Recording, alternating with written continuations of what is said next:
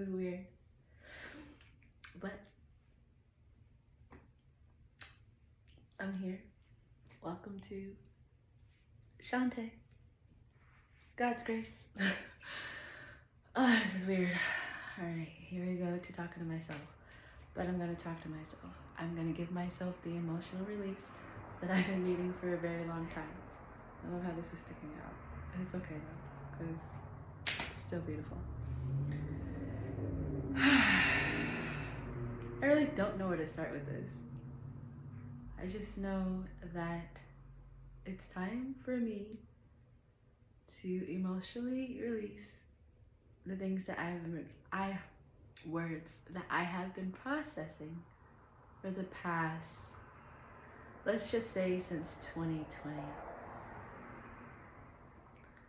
I feel good. I look good. And I'm doing good things. It's not easy to say. Sometimes I feel guilty for smiling this much, especially knowing what I've been through and knowing that a lot of people don't actually know my story. They assume things by looking at me, and when they meet me, and because I tend to always be smiling and laughing,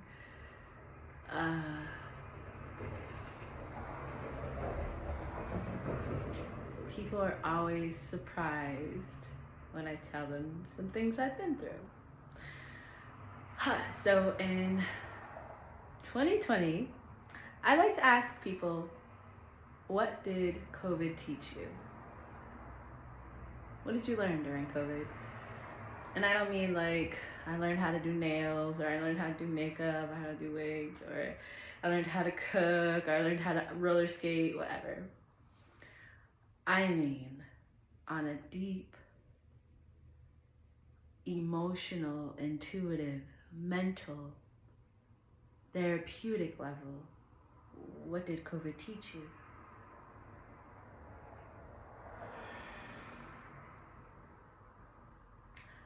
COVID taught me the power of independence. Now, I'm gonna stop there because as a beautiful Black woman, I was surrounded by ideas of independence, and being a strong Black woman was supposed to be my goal, my biggest accomplishment in life, especially being a daughter of a very strong Black woman. Shout outs to my beautiful mother. And also surrounded by beautiful, beautiful Black women who are beyond physically strong, but they're mentally, emotionally, spiritually just phenomenal.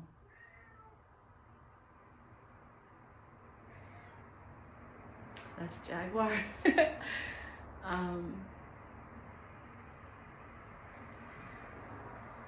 So independence being my biggest lesson, the greatest thing I've learned, has been a hard journey because I had to face the shadow side of my codependence, says a Leo moon.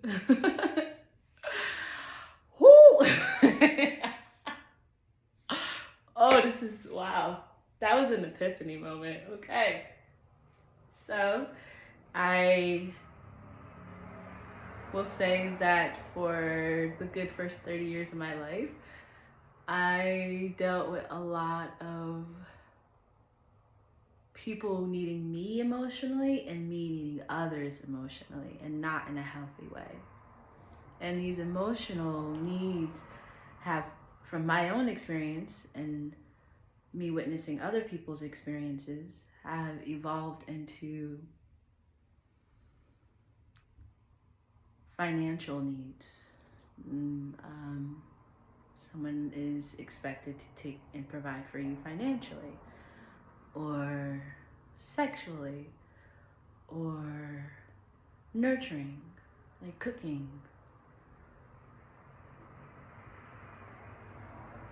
All those things are nice when they're provided by other people. It's really nice. However, what's not nice is when those things aren't provided and you have those expectations. I'm revisiting a conversation that I had with my ex-fiance when we first met around 2015, 2016. And it's an old video that I think it's on YouTube someplace. But I spoke about how we fail in relationships when we set these expectations. And I was definitely talking to myself. Woo! All right. I was definitely talking to myself when I brought up that idea of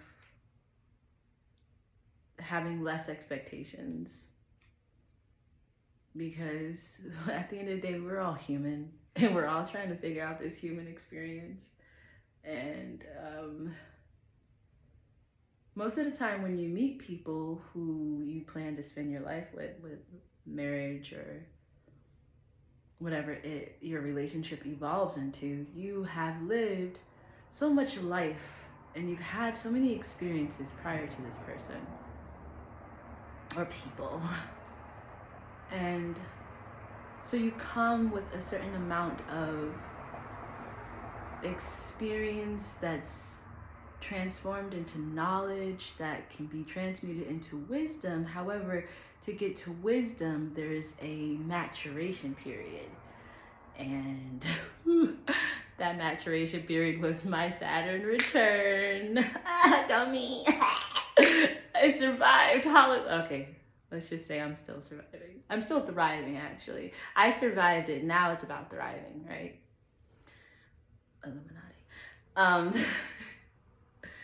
So now that I'm at this point in my life, because that was around 2016, I think I was about 27 maybe, and now I'm 34. Look at me, 34, looking great. That's me. I feel so good. And Saturn kicked my ass. Saturn did. Saturn whipped me all around the room, up and down the stairs. You know, like that good old ass whooping your mother would give you if you know, disrespected her at all. Like, she'll drag you from underneath the bed. Yes. Yeah. Or as you try to pull the covers over you, just don't hit me again. Yeah. Oh, memories. Stay smiling, appreciate the discipline. What's all up? But yeah, Saturn did that to me. Saturn beat the codependency out of me. And I want to say, I'm fucking strong. Like, I'll take it. I'll take it again. I'll take the ass whooping again. Because again, it's going to happen. Saturn, you know, goes through our birth charts every 27 to 30 years or so. So we, being humans, we will go through this maturation period, which I am now starting to believe is like puberty or something. That's another topic. We go through this period ever so often. And for me, it was about no longer relying on others for my emotional well-being. And that was a hard pill to swallow, because for so long I thought that I was responsible for how other people felt, and I thought other people were responsible for how I felt. And as I'm having, like, earlier today, I had a conversation with a friend where it was like, I had to end a conversation between them because they said something to me that it triggered that emotional, it triggered an emotional wound, I will say that, around codependency and my gregarious nature. I'm a very generous individual. Anyone that you know with a Leo moon, shout out to us Leo moons, are very generous with our hearts, with everything, anything. Like, we're like, here, overflow. It's like the sun. It's like over, you know, but emotionally, energetically, from our hearts, we overflow. And I, you know, I offered something and they made a comment. It was like, oh, that's not enough. But they didn't like say it like that, but it was like kind of like that, but joking. And I immediately got triggered and I was like, oh fuck, of course on this full moon I'm gonna get emotionally triggered because it's oppose my moon. It's a full moon in Aquarius, oppose my moon in Leo. Good God. And I was like, I can't talk to you right now. Like, I'm feeling something and I'm not really sure what it is. So I decided to clean my space, to make this video, to release some of this emotional energy. Sharing is caring. But it was an opportunity for me too. So they apologized, which is why I love them so much. You know who you are. And I accepted the apology and I was able to open up my heart just a little more. And so one of the things that I've also learned post-COVID, post-Saturn return, wow, interesting how they happen around the same time, is one, the power of forgiveness, not for the other person, but for you, for me, so that I may open my heart to release that and no longer hold on to that, to make room so that I may, through my voice, through my throat chakra, the singing bowl I was doing earlier is all about the throat chakra. And that's finding my voice is a huge part of my life journey as a Sagittarius rising, out here teaching, philosophizing, you know. I'll get to that point soon. Anyways, I'm doing it right now. So, golly. Where else am I going with this? So yes, forgiveness, but what that brings, what the reward of forgiveness is open-heartedness, right? Is now you have room in your heart space. Now I have room in my heart to, okay, so one person hurt me, and I'll just give you an example. So my ex, there was a situation where I was crying, was really sad, and we had had a fight, and toxic warning, I was on the ground crying, like just couldn't stop. You know how like sometimes you're on a crying spell and it's like hard to stop, you just gotta let it finish? Well, he laughed at me, and I like smirk at that now because, you know, I'm like, of course he would have, when I think about who he was at that time.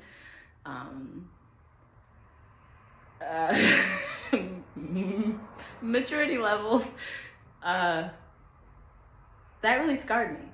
Like, that really, as someone who has also dealt with being shunned for crying growing up, being called a crybaby, or, you know, like sometimes I'll cry if there's like something funny or like something really romantic, or like, if you ever seen The Princess and the Frog when Ray died, like that really hit me. Like, I'm laughing, but it hit me, and I feel things, like I feel emotions, I express emotions. It's just who I am, and I am embracing that. And when he laughed at me, I just felt like, I felt myself shut down again. And that, I want to say, was around, oh my God, whew, there's so many stories I could tell.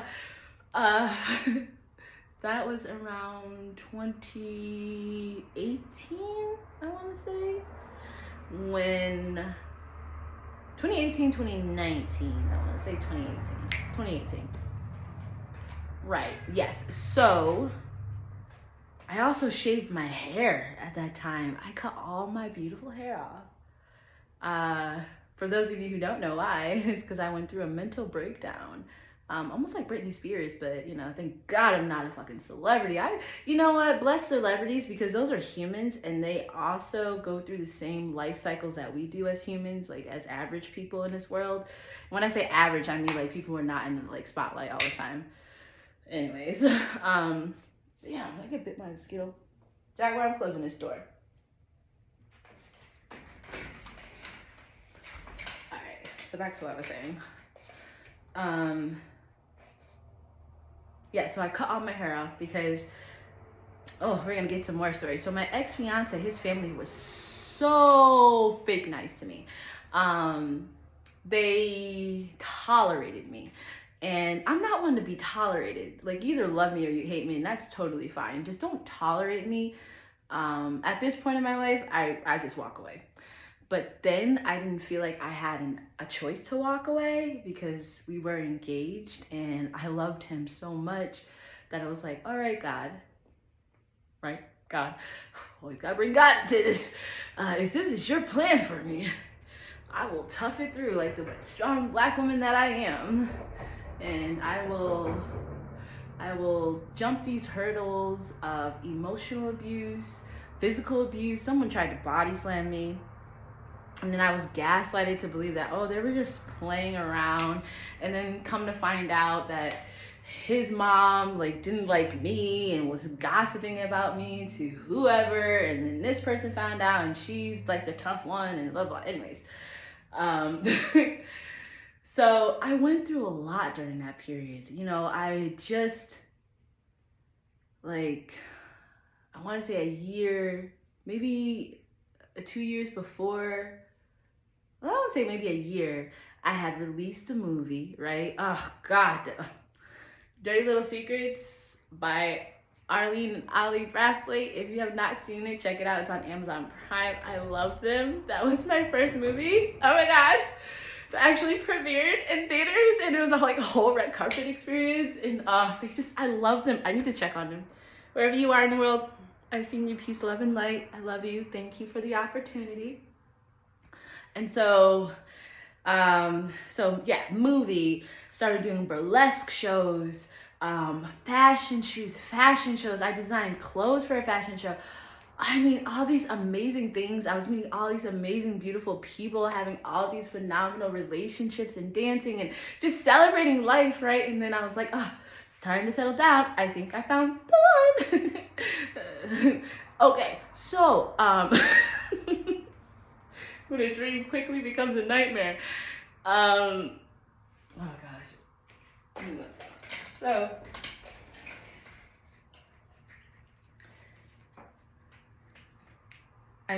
all this happens, I create all this art, all this beautiful expression, I feel good about it, and then we emerge, we marry, right? Because marriage does not only take place when you guys put the rings on each other and the vows and stuff are exchanged. That's not marriage. I am a firm believer that marriage starts when you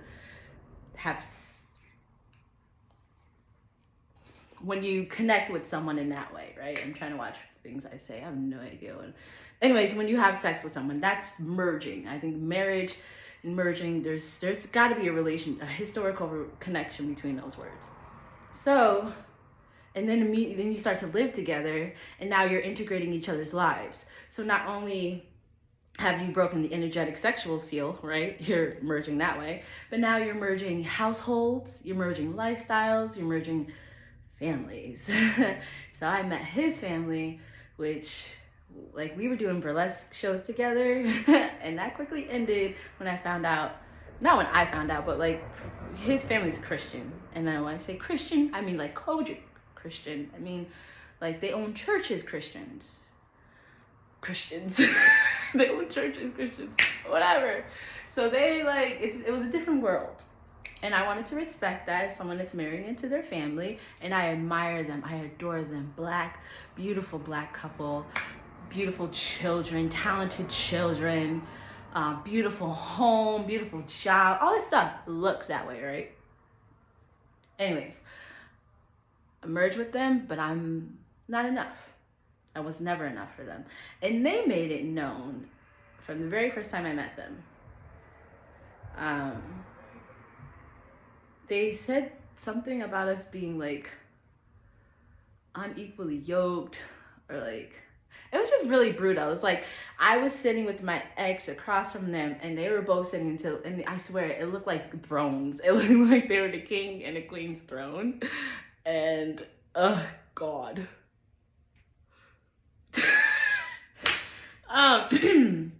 And I was so excited to meet them and just be like, hi, this is who I am. This is who makes your son happy, who's like, nurturing him and loving him and, empowering him to be the great individual that he is or continue to be or whatever. And they were just like, no. And I was like, okay, well, you guys don't know me. So, get to know me. Yeah, right. Let's see. How many years passed? 2, 3 years passed. No love. It just got worse. The treatment got worse. The exclusion got worse.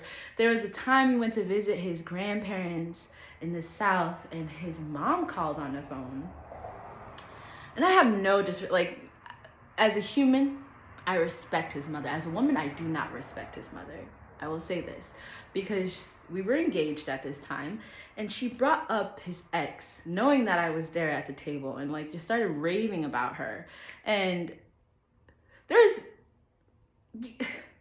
as a woman, right? And this is why I say I don't respect her as a woman, because intuitively I knew what was happening. I knew she didn't like me, and that's fine. But how dare you overstep that boundary? But getting back to the codependence, I was expecting her to be emotionally supportive of me, of my heart, of my love for her son. But that didn't happen. And that broke me down. That broke me down. It broke my self-esteem down. Because, in my family values me. And they remind me of how great I am. Even when I forget. And they've grown up with me. They've seen me flourish, and they've seen me do these things and transform and go through heartbreak and, triumphs and travel the world and do all these beautiful things. And then I meet this person's family, and they don't know me at all, but they have all these preconceived notions because I didn't grow up in a church. I wasn't a pastor's kid. He was. It's very different. Excuse me, frog in my throat. I get something to drink really quick.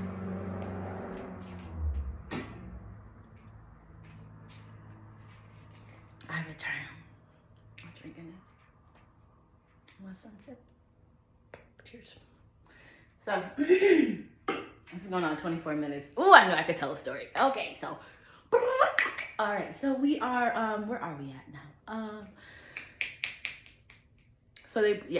All right. So that lack of support really broke me down. And then I saw how much it impacted him. And my family was so supportive of us. We would go to family functions, and they'd be like, oh, hey, oh, he's so great, he's so handsome, he's this, he's that, he's so smart, la, la, la, he cares for Shantae, la, la, la, la. That's all that matters. Is that my daughter, my sister, my niece, my cousin is happy with you. She's satisfied. Look at her. She's in love with you. That's all that mattered. And we love you. Family. Boom. That's it. That's my family, right? And I love them for that, because that's my family. Of course, that's my family. We are, we love people. Come. We know what it's like to be cast out. We know what it's like to be forgotten, to be neglected, to be pushed aside, to be stereotyped. Especially as Black people. We know what that is. And my family is Christian. That's the crazy part. My aunt is a pastor. I have ministers in my family, but it wasn't good enough for them. And that hit me, though. And God put so many mirrors, so many reflectors along the way.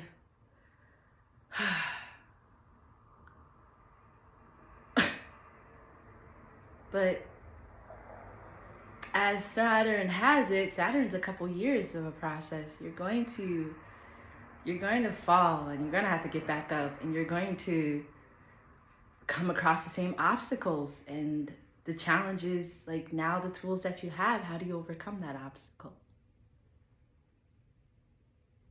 And the wisdom that I have now is so irreplaceable, because I'm at a place where I know how to nurture and care for myself. I know how to parent myself. I know how to husband myself. I know how to wife myself. I know how to love myself. Sometimes I slip, but as Abraham Hicks says, he's one of my great mentors, that step one is always necessary. Step one is what allows for the next things to happen, to contrast. The things that you don't like allow you to learn about the things that you do like. And I mean, hello, I'm here to learn me. I'm here to learn what pleases me, what makes me feel good, what brings pleasure into my life, so that I can bring it to other people's lives who care about me and bring me pleasure. And it comes with a certain level of self-awareness. And sometimes being aware of yourself is one of the hardest things, because you're not always aware of the pretty things. Sometimes you become aware of the not so pretty things, the uncomfortable things, the things that as a little kid you hid away, you hide. The vulnerable things, the parts of you that make you feel in danger, you know? It's almost like a fight or flight response. I've had a lot of those experiences in the past couple of years. But post-COVID, I mean, I left my relationship homeless and overweight in California in 2020, and it's now 2023, and I feel really good. Like, I'm not necessarily where I expected to be perception-wise, right? Like, I thought I was married, we were living the dream in California, like, you know, we were talking about things, right? But things were very different than how it was when we first got together. And I had to do some self-reflecting as to why it was so different. And not always different in a good way. Like, yeah, we evolved, yeah, we grew, yeah, we traveled the world together, we did amazing things, but we destroyed. And I knew that destruction was gonna happen, because there was many beliefs, many ideas, many philosophies, many ways of being that were just stuck and stagnant. And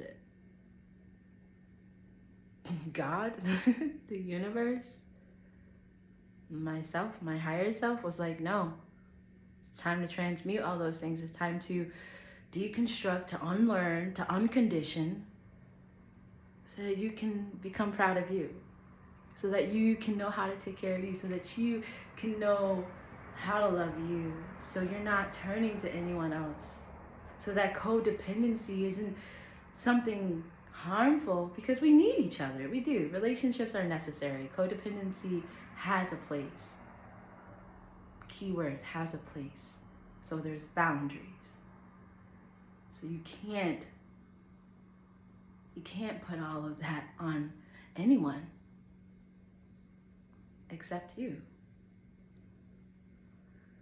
And it brings me to the reality of self-love. And it's not just, you know, pedicures, getting your hair done, you know, dressing up nice. But it's looking yourself in the eye, looking yourself in the mirror, looking at your shadow sides, looking at the things that did hurt you, and seeing the blessings that they are. See how much you've learned about yourself. It's about self-awareness, which transforms into self-care, because now you know what you need. And that's what becomes self-love. You see? So these hurdles, these obstacles, these failures, so to speak. They're just opportunities, wins in disguise. The self-love journey it's not straight. It's an embodiment. Ah! I knew there was a moth in here. All right, see? Ah! Jaguar, come get the Ah! God. All right, Jaguar, I'm shutting this window. Okay, wait. Jaguar, come get this. Come get it. Come get it. You get that moth out this house. Cut that part out. It's over there. I don't know. It flew someplace. All right, so I'm gonna wrap this up now. It's 32 minutes. Oh, wow. Woo. Come through margarita. This is blueberry pomegranate with some silver tequila. Because sometimes I like tequila. I'm actually about to do some pole dancing.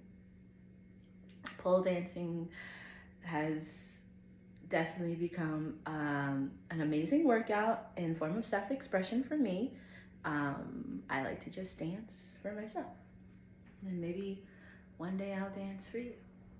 All right, slow down, watch it.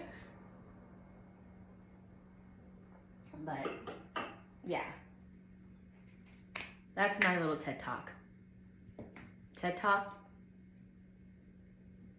self-love through self-awareness. So self-reflection, looking at those darker sides, being okay with your vulnerabilities, being okay with forgiveness to open up that heart space, which teaches you how to care for yourself. So self-care means eating nourishing food, listening to nourishing music, being around nourishing people and nourishing environments that support you, that make you feel good and empowered. Not like the lower chakra, like that type of pleasure, like sexual pleasure, blah, blah, blah. But that higher mind pleasure, that I understand, that wisdom pleasure.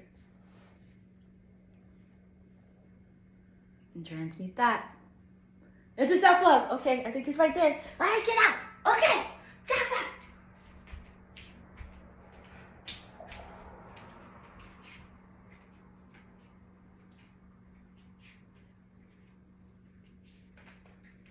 It's right here. Oh,